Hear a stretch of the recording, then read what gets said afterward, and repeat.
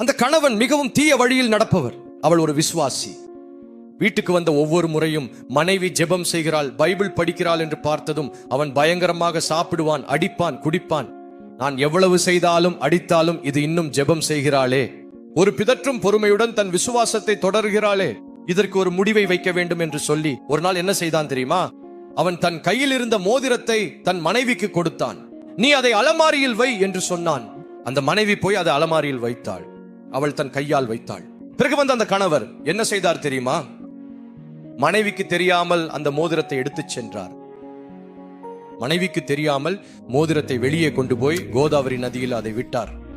ஒரு நாள் கழிந்தது. அடுத்த நாள் வீட்டுக்கு வந்தார். அவருக்கு இருந்த யோசனை என்ன தெரியுமா? மனைவியிட கேட்க போறார். அவர் என்ன சொன்னார் தெரியுமா? அந்த மோதிரம் எங்கே, மோதிரத்தை எங்கே எடுத்துச் சென்றாய் என்று கேட்டார். அந்த மோதிரத்தை கோதாவரி நதியில் போட்டு விட்டார். கணவர் திரும்பி வந்து வீட்டிற்கு வந்தார். மோதிரத்தை எடு, அந்த மோதிரத்தை எடு. அவர் மெதுவாக அந்த பசுமையான வயல்வெளிக்குள்ளே நிதானமாக நடந்து போய் அங்கே உயரமாக நின்றிருந்த அந்த பெரிய மரத்தின் அருகே சென்று அதன் பொந்தினை மிகவும் கவனமாக திறந்து பார்த்தார்.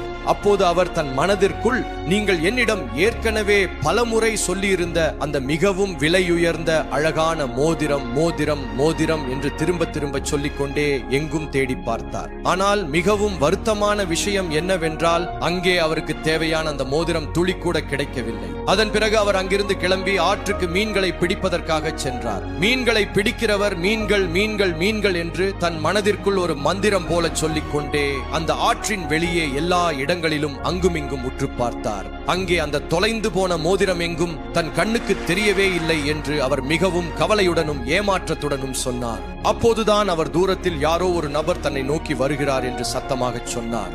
ஏன் அண்ணா இப்படி கேட்கிறீர்கள்? நீங்கள் மனதார வேண்டிக் கொண்டு அவரிடம் எதை கேட்டாலும் இந்த அகில உலகத்தையும் படைத்து காக்கின்ற அந்த எல்லாம் வல்ல இறைவனுக்கு தெரியாதது என்று எதுவுமே இல்லை.